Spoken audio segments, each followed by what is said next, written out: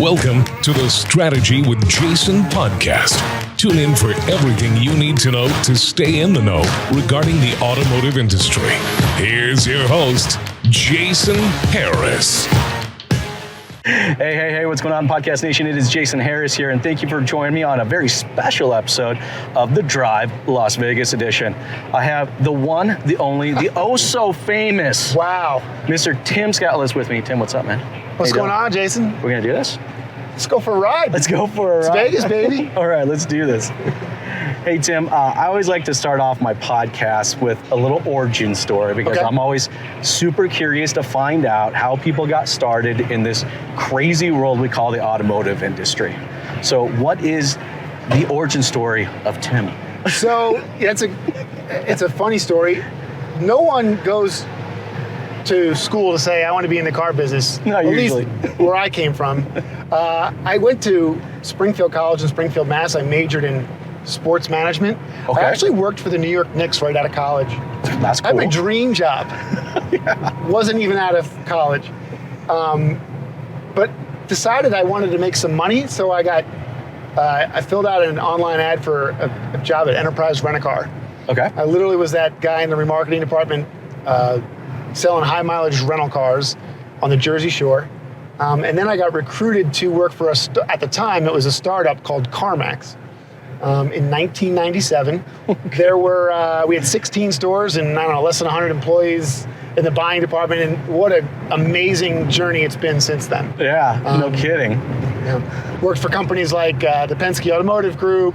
Oh, I've heard of those guys before. That little guys, right? Yeah, little guys. Yeah, those little guys. And now I work for Max Digital. It's a software company based out of Chicago. We recently got acquired by ACV Auctions. Yep. Fantastic stuff happening there. And I'm a dealer coach. I like to help car dealers, much like you do. Well, I got to ask you because I did the transition myself, right? I was dealer principal, and then I left that side of the industry, and I went to the dark side. Mm-hmm. All right, so this is for me. This is not even on our list. This is more for me. How was that transition from going from like operations over to vendor? Actually, in the beginning, I had to cut bait completely. Yeah. Because I left Penske Automotive Group. I was a used car director at a big Toyota store in Memphis. And I went and sold search engine marketing. I was like, what the heck is that? All I knew is I wasn't working until 11 o'clock at night and Saturdays and Sundays, learning all about Google. I did that for about a year, and I got recruited by Max Digital. At the time, it was called First Look. Yeah. And they said, hey, we need you to come back. I happen to be a customer. They're like, we just need you to go in and help dealers use the product. Yeah. And I said, absolutely. What I love most, and I'm sure you're the same way, I love being in a car dealership. Oh, I love hanging out at the desk. Yeah. Just the smell of the popcorn in the morning. Jaw-jabbing with the guys, talking about customers, putting deals together. But the hours didn't fit my family and the stuff I wanted to do on the side. I hear you. I went down a similar path. Yeah, the transition was pretty easy. But I love it, man. It's so rewarding to just get in there and help dealers succeed. Well, and I think it's fun because it's like when I had my Mitsubishi dealership, it was like that was my whole world. Yeah. Every day. And now, I get to continue to do what I love doing and helping dealerships. But I get to talk and meet to everybody, and it is so cool. It's but I'm with you. I did something similar. It was more of a family thing. It was the ironic thing, and I bet you're probably similar to me. We probably work more hours now than when we did in the dealership. But if you ask the family, they probably wouldn't say that. Right. Yeah. I mean, my guys know that they can call me 7 days a week, 24/7. I've got guys on the East Coast and the West Coast. I work coast to coast, and I know their hours, and I know if they're calling me, they need help. Yeah. And that's what I'm there for them, because somebody needs to understand their side of the business, but be there to support them, and that's kind of the role I like to take on, probably much like yourself. Yeah. Well, we got a few topics we're going to go over today. Okay. This first one's kind of fun because I'm curious to see where you kind of go with it, because there's just so many things that kind of all encompassing with this. We're talking about the customer buying center. Yeah. And when you first sent me over that topic, I was like going, I want to know where Tim goes with this. Well, I mean, Jason, in today's environment, inventory is at a premium. Yeah, 100%. Both on the new and even on the used car side. And, my background from CarMax, we were buying cars from customers since 1994. I was there in 97. And it's one of the things that I've been preaching to my dealers ever since I got into this role with Max Digital. But it's so important now more than ever to be able to buy a car from a customer. Would you agree? 100%. But I don't feel like a lot of dealerships necessarily know how to do it. They want to buy a car from a customer as long as you buy a car from them. And if you've never done it before, I would just say start with put an ad on your website and say, hey, we buy cars, and start to see what happens. Yeah. If you're out there and you're doing it now, I would push yourself in this environment. The news is actually helping that side of the business. It's telling people their car is worth more than ever before. For sure. And they're wanting to go and see, okay, what's it worth? So head to your local dealer and... But I think when I think of like customer buying center, I mean, I give a little tough love to our industry, and I'm sure you do too, because we come from that place so we can do it, but we're not doing it disrespectfully. It's just like, look, creating a customer buying center is more than putting a splash page on your website. Absolutely. Do you know what I mean? And honestly, I hate to say it, but there's a lot of examples of dealers doing just that. That's where it stops. Right, that's where it stops. Right. Yeah, and it pains me to, when I go sit at the tower at a dealership and a customer rolls up and like, hey, would you buy my car? And it's a 04 Galant with 115K and it's smoking. And the guy's like, yeah, we're not buying that. No. You've got to be there to support every car. Yes. And, whether it's something you can retail or just wholesale. I mean, look at it as you've got to be an asset manager today. Yes. On the used car desk. And that's one of the things. I love the fact you say that, by the way. I think can we expand it a little bit on the asset manager? Mm-hmm. I got roasted recently. Oh, really? Well, no, last year, about this time last year, I got roasted for a post that I put up there. And I said the most useless position in a car dealership today is the used car manager. Now, I don't think people read into the context as far as they just read the title of the post and then ripped me a new one. But it's not. I mean, the title of used car manager, it really needs to be more of a title at asset manager. Right. So let's go a little deeper into that. What do you mean by an asset manager? Like you are, one of the things I learned at CarMax early on was you need to take the emotion out of it. Yeah. And when you look at a vehicle, a unit, as an asset, and not as that, oh my God, this is the nicest Buick LeSabre. You fall in love with it. Yeah, and like you become emotional, and like you're not going to give it away, and you do all these things, and it's a widget. Yep. It's an asset, and it's some assets you make more money on, some assets you make less on. It's just numbers sitting on a portfolio. Right, and I think in today's world especially, when you are a used car manager and you can take the position from that perspective, you're much more successful. Think about the big companies that are out there. 100%. That's what they're doing. Yeah, I mean, look, you got to realize you're a landlord. That's the way I actually like to describe it. You're a landlord, okay? You only have so many spaces on your lot. Now, see, I come from Toronto. So space is a big premium. Yeah. I mean, when a used car manager tells me he only has 117 spots, he knows within the footage he has 117 spots. Oh, yeah. There's no more. Right. There's no, that's it. Yeah. So you really have to treat it as a landlord. Each one of these tenants are costing you rent. Mm-hmm. And either you're going to be turning them over for new tenants, or you're keeping them. The longer they stay there, the more they're going to end up costing you. I've said this a lot. As soon as the day you buy that car or truck, it's a melting block of ice. Yeah. And the longer you hold on to it, the more water you create. 100%. Right? It's your job to turn that asset, turn that block of ice before it turns to water. Oh, And so... But do you think it's because we don't train that way? I mean, look, I meet a lot of used car managers. I'm in dealerships all the time. Yeah. I couldn't tell you. I could probably count maybe 2 that I've talked to probably in the last year, all right, where their dealer principal has put them into some type of training program to better their efforts.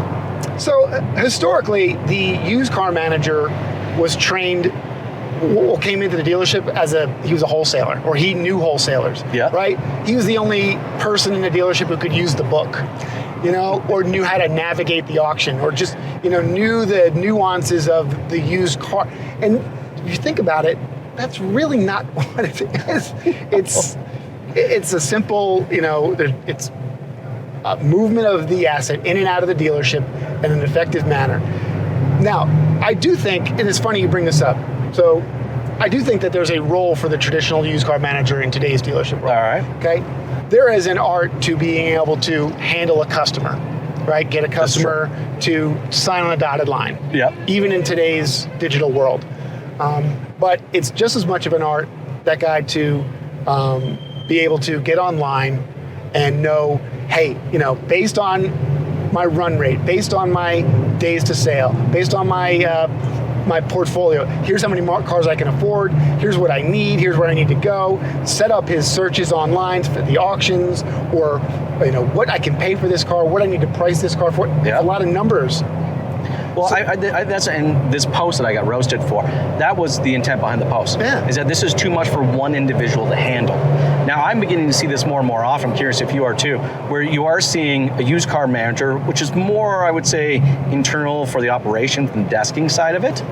And then you're seeing managers that are being hired to manage the buying center. Okay, so here's... Have you seen that? Yes. I believe that a successful used car department today should be running what we call an 80-20, 20-80 used car department. All right. 2 guys. Okay. And he does 80% of his job he's the traditional, what we know, used car manager. Yes. He desks the deals. He motivates the salesperson. He closes customers. He can price cars, right? He can run the recon. He can buy cars at the auction real well. 20% of his job is doing the appraisals, running the online piece. Oh my God, the online piece of all, right? The websites, the data feeds, all that stuff. The other guy does 80% of the online piece, and they switch that role, and he only desks. So one is, and it's an 80-20, 20-80. I really think there's actually a dealership group that I work with up in the upper Midwest, and that's what they're striving for, and they've been super successful at that. Yeah.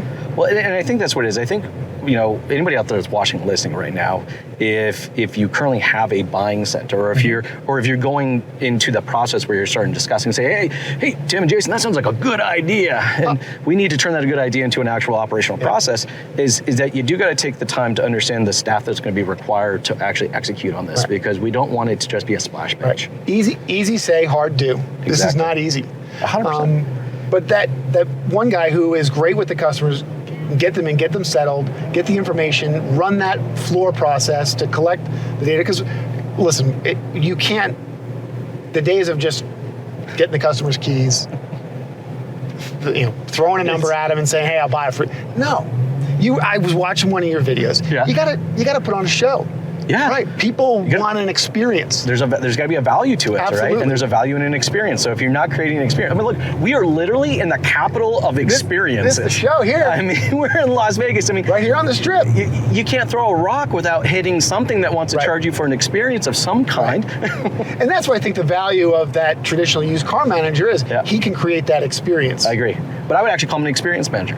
Okay. Because that's actually what they'd be in charge of, right? Are they really in charge of the used cars? Are they really in charge of the experience the customers have to go through when they come through the dealership? Which I think this is actually kind of then segues into kind of our next topic, and how it just kind of builds on that sandwich that we're putting together right now, is how do you close more appraisals? And ultimately, whose responsibility is it? I feel like the person that's in charge of the experience, should they really be the ones charged of the appraisal? And then how do we turn that appraisal into an experience in itself? Yeah, there's this debate right now in the industry, at least in some circles, is it about closing more appraisals, or is it about just getting more customers in the door to look at their car? Because the inventory is at such a premium. Depending upon what part of the world you're in and what your dealership, I think either one could be important to you right now.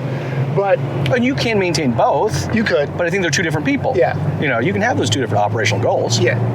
You've got to get the customer involved. If the customer shows up and wants to sell you their car, man, you've got to put on a show. You've got to put on a show. The days of the old dog going out there and touching the tires and opening up the door and sitting in the car with the customer, even having a conversation about the car, having the customer, there's a ton of value, and that will close you a lot of car deals. And then there's the customer, hey, I'm online. I just ran my personal car through 9 online sites the other day. Within 30 minutes, I got 9 different offers to buy my car. Now that's like a whole different that's animal. That's a whole other animal. Right. So does that close the appraisal? Maybe it does. I think you got to be able to it doesn't. It doesn't, right? Because look, I find too often, in our industry, the answer to everything is a widget. It's just another widget, right? But it's the operation process. It's like, okay, cool. I got 9 prices. Mm-hmm. That was easy. But then when do I go into the dealership? Yes. Is it still easy? Right. Or does it flip back over to this traditional model? Does the online experience match the in-store experience? Exactly. And man, you know as well as I do, 9 times out of 10, no way. It doesn't. Right? It's like what the customer did online, it's like they forgot. And that frustrates me. Well, no, and I think for anybody out there that's watching, listening, and they want to close more appraisals, all right, is that's the mindset you have to go into it, right? Yeah. You can't have the used car manager that's their mindset is, well, this customer wants to sell me their car, right? And I don't really want to buy it. Yeah, I don't want that. Who needs another high mileage? Exactly. Versus the mindset is that I want to buy your vehicle. I want to create an experience that's easy and hassle-free so that you want to sell it to me. Yeah. And listen, if you're considering putting together a customer buying center, buying cars from customers you want to close on, running the customer through this experience, you'll be able to get the car for less.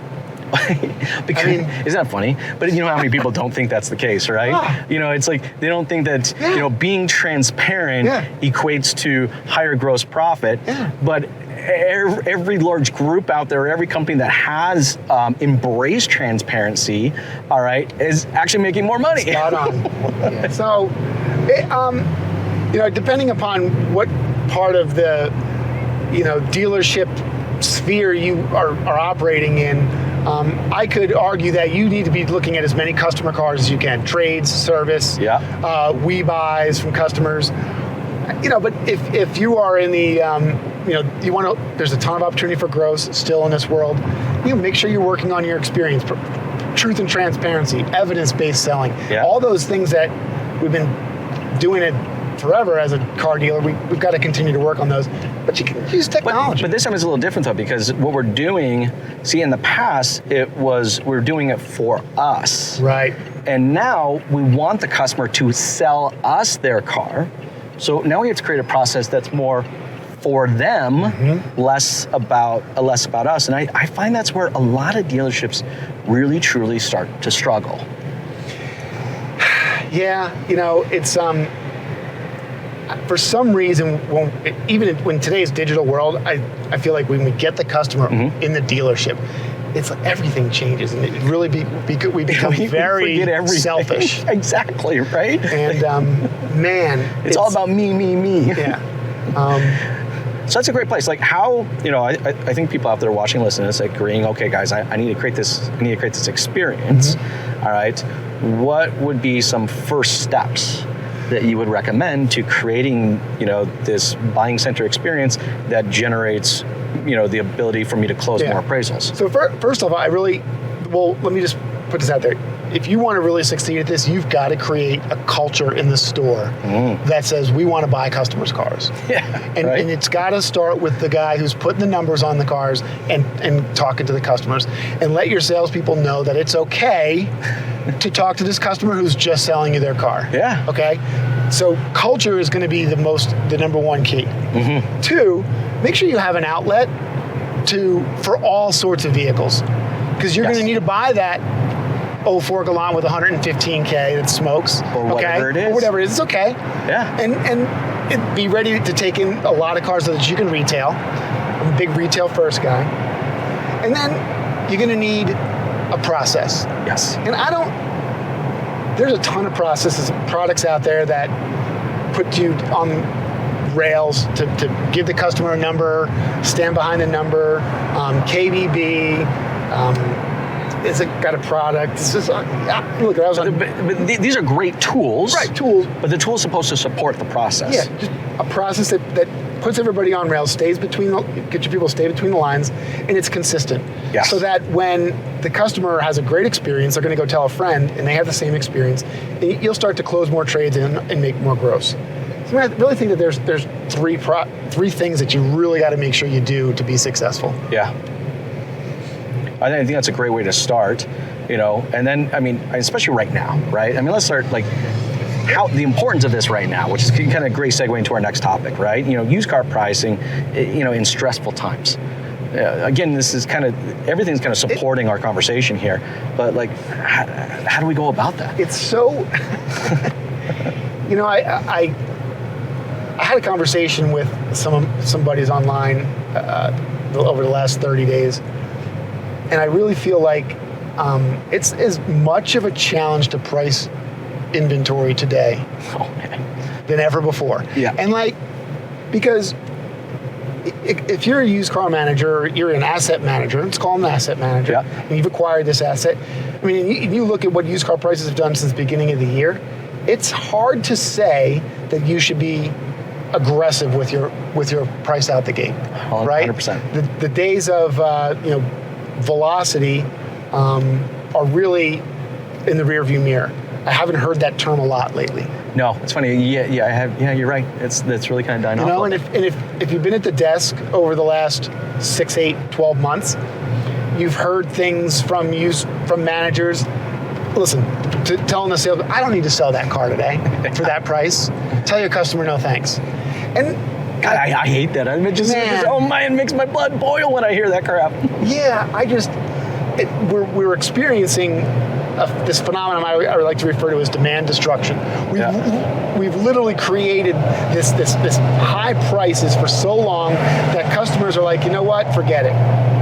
I don't need to buy that car now. Yeah. And that couldn't be further from the truth. If you you said you had a Mitsubishi dealership. Yep. Could you only keep 12 cars on the lot, on new cars, and 25 used cars, and hold out for the biggest price? You need to be turning that stuff. You gotta turn it, man. You have to turn it. Right. So I'm challenging a lot of the guys I'm working with now to turn through the inventory. Consider pricing. Don't create those bad habits. Right? Because that's what's going to happen. You know what's going to happen when this all kind of starts to normalize out again. Right. When the chip shortage starts to normalize out and things start to kind of come, all these bad habits are going to be embedded, in the dealerships. So, dare I say, have a little bit of a mindset of velocity. It's hard to get people these days. Those guys who are working in the shop for you, they're working hard. We need to feed them. Yeah. Your salespeople, you need to feed them too. And the folks in the accounting office and all over the dealership. So, it's easy to sit there and go, I'm not going to drop price. I'm going to hold the gross. I'm going to wait for somebody to pay all the moon. I wonder if we're at a time now where it's time to consider a little velocity. Well, it's a mindset thing. And, look, you got to understand, I've fallen into this category, and everybody has, right? It's a path of least resistance. Yeah. Right? If I can lower my expenses and continue to make this gross and net this much more than I have, I gotta be honest with you, this last year, most of all my dealer principal friends have made more money they've ever had, and good for them. It's good for them. But I just operationally see all these bad habits being created because of it. Right. I've seen advertising budgets slashed to zero. Oh, right? Trust me, I'm feeling that one. Yeah, no doubt. And that's unfortunate because this is a great time to build your brand. Yes. Build that customer buying center we were just talking about. Yeah. Do things that you might not normally do to stay ahead of the curve. So now you're ready when it comes back to a more normal time to be different. Yeah. And be prosperous. Man, it'll be strange because it was not too long ago we were talking about compression on the new car side. Price. And now it's funny. It's like I got some dealers right now that are charging $15,000 above MSRP for trucks because they can, and I'm just like, wow, that customer will never buy from you again. Will never have a positive thing to say about you. It's a slippery slope. It's a slippery slope. I mean, let me ask you, how would you handle it? If you're in for the long game, you realize this is a marathon, not a sprint. Yeah. Too often in our industry, we build all of our KPIs and our goals and objectives around what? Sprints. Right. Mid-month. Right. Third of the month, end of the month. Quick we build, we do all this stupid stuff, right? Yeah. It's like, no, I'm playing for the long game. Yeah. All right. I actually would enjoy the fact that the dealerships around me are charging more, because I wouldn't. Yeah. Because that's literally, I'm like, I would thank you for the acquisition strategy. You literally made my life easier, right? And explain to them that like, I'm not here to make more money. Can I make more money right now? 100% I can, right? But I'm here for when all this is done, and for the next 3, 4, 5 cars you need. That's what I'm interested in. Yeah, it's a great time to work on your transparency. Yeah. Listen, which feeds the culture you were talking about earlier. Yep. Which feeds into the experience, Mm-hmm. right? And listen, if you want to charge over MSRP, I think, listen, it probably it's warranted. There's these guys selling Kia Tellurides and these Hyundai Palisades are bringing big money. Yeah. But I think you got to be consistent. Well, I don't know. Maybe because and a good operator knows that you sell cars to service them. Oh, absolutely. So it's like, am I really going to get? I charge $9,000 over MSRP for that Telluride. Yeah. Am I really going to get the service business back out of that? I'm like, okay, I'm making a quick buck now, but I don't know. The guy who paid $9,000 probably drove 400 or 500 miles to pay that because he couldn't get one by himself, or his local dealer, so he's not going to come back for service. Yeah, I really hope that. So it comes back to the used car department. I've always thought that it's the heartbeat of the dealership. For sure. It touches every department. Finance, the shop, obviously the sales side. Yeah. And there's a used car born every day, every minute. There's a used car coming into this world, and when we can help dealers acquire more, better prices, better experience. Yeah. Sell more. My father was a small business owner. Yeah. And he struggled in the 80s. He's in the Diamond District. And these guys who own dealerships, these mom and pop shops. Yeah. I want them to succeed. I want them to be around when this is. Well, during stressful times like this, all right, it actually there's an opportunity here, and every conference we've gone to for the last, 8 or 10 years is talking about the importance of a brand, right? You got to identify your brand outside of your OEM. You got to create a brand, and you got to create a culture.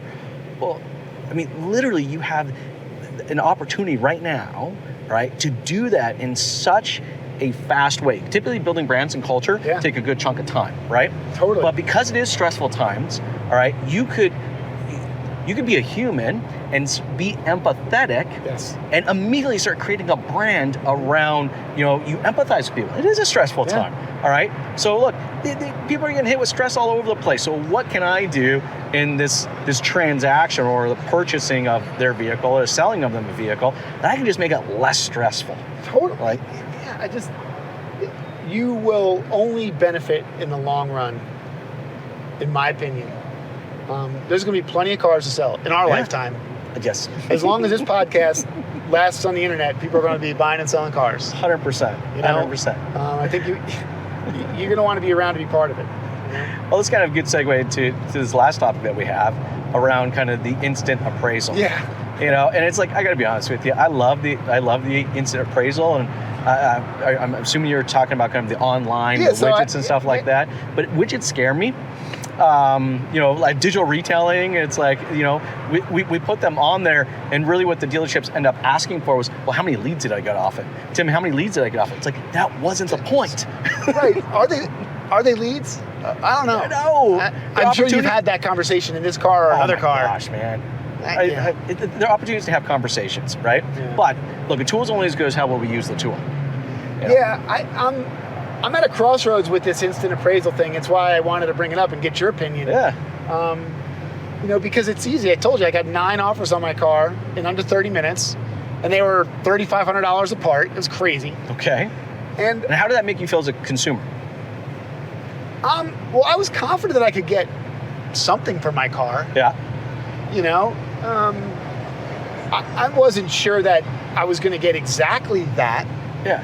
But was your confidence built in it, or did you walk away just more confused because there was such a wide gap between them all?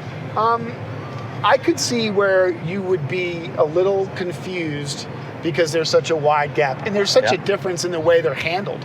Oh yeah, for sure. You know, the big boys play kind of all the same, but there's some other ones that are out there that are a little bit different. And they gave me more money, but it's like I had to send pictures, and now I got to go take it to them. Yeah, I don't know. I don't know where we're at with it, and that's why I wanted to bring it up. Well, it has to be a value proposition. Okay, so it's that's the issue. See, it's not enough that I literally think a bird just pooped on me. Well, that's good luck, and is that how that most works? Places. Okay. Like in Italy, I think it's like good luck. That's going to be the best part of the podcast, by the way. We're not in I think Italy. a bird just pooped on me. Okay. Where was I going with this? Look, perceived value. All right? Right. Like dealers see the perceived value in these widgets because it generates leads. Traffic. But we do a horrible job of describing the operational value or the perceived value around why a customer should use it and ultimately choose us. Yeah. I hear a lot of belly aching from the dealers that the sight unseen appraisal is the biggest challenge today. Sure. Like that guy who's an hour or two away and wants to get a number on his car before he drives in to pay over MSRP for your car. You know, I want to make sure how can I trust you? Yeah. And, you know, what I hear you're saying, and this is where I actually come out on it, is you've got to create that culture in the store that builds trust with the customer and transparency. Yeah. Hey, here's the number. Just so you know, here's how we got there. And I'm willing to stand by it. If this, and this comes together, we're good to go. And I'm going to sell you my car for this. But we don't do, but that comes from a top down, right? Like to actually be able to execute on that and have that culture and create, that's so cool. Man, that's cool, huh?